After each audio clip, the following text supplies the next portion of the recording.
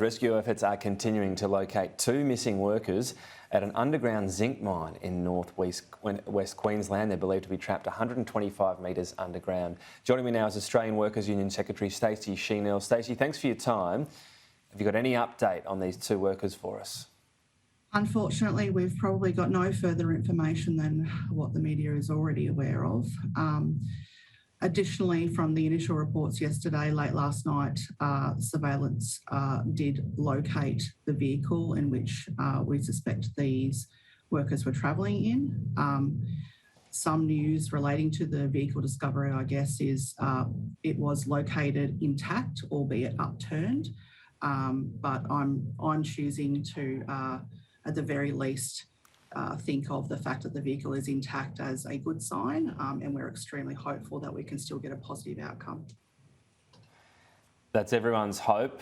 We know sometimes in these situations it becomes a bit of a race against time. What is the battle here for authorities, those trying to locate these workers? What are they up against?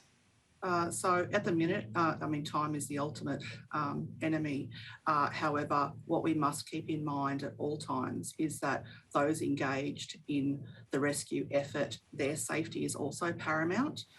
So if there is compromised ground that they are working with, they have to do so in a safe and methodical manner so that no further injuries are sustained by those who are involved in those rescue efforts. Do we know anything about how this has occurred? No, we can only speculate at this stage, and I'm not in the business of speculating, particularly when there are lives at stake. And I can talk to mine safety any day of the week, but whilst we still have these lives hanging in the balance, today's not going to be that day. Thankfully, these incidents are relatively rare in Australia. They do still happen occasionally, though. The nature of getting under, so far under the earth and extracting things, is it just inherently always going to be somewhat dangerous?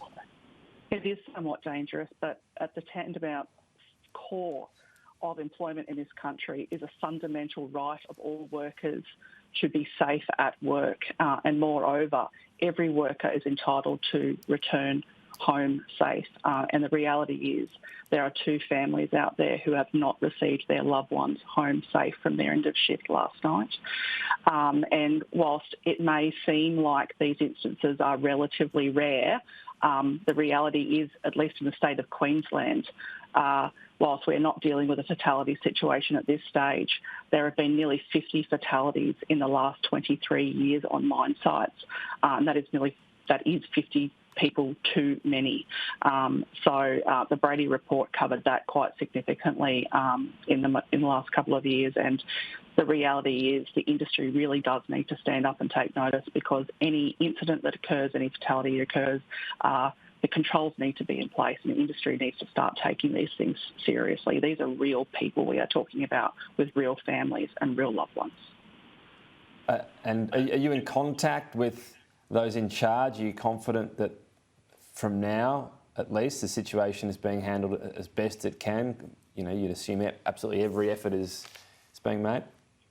Yeah, obviously it's really challenging to maintain constant contact with those on site, but I do have varying sources that are communicating things back to us. We've got no reason to believe that anything and everything isn't being done.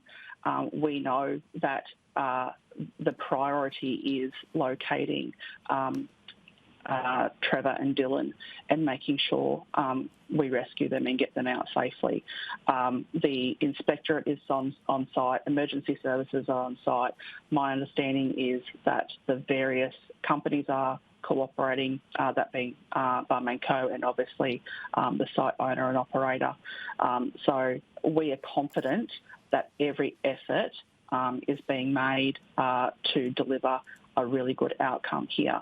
I've got no information that would lead me to believe that we are in a situation where we should be fearing the worst at this stage.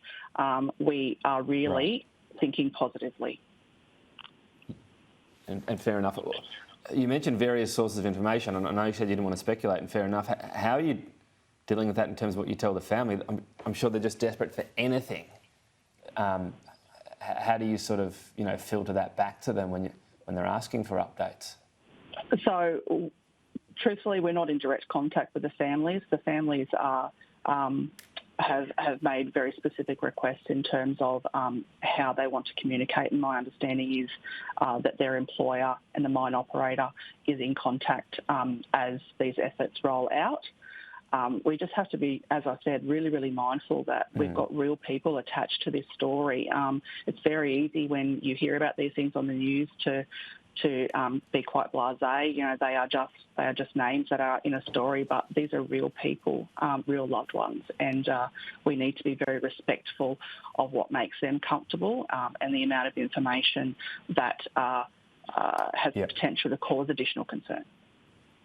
And that's why we understand you're not speculating. It's a situation we just all hope gets the best possible resolution. Stacey Schinnerl, thank you. Thank you very much.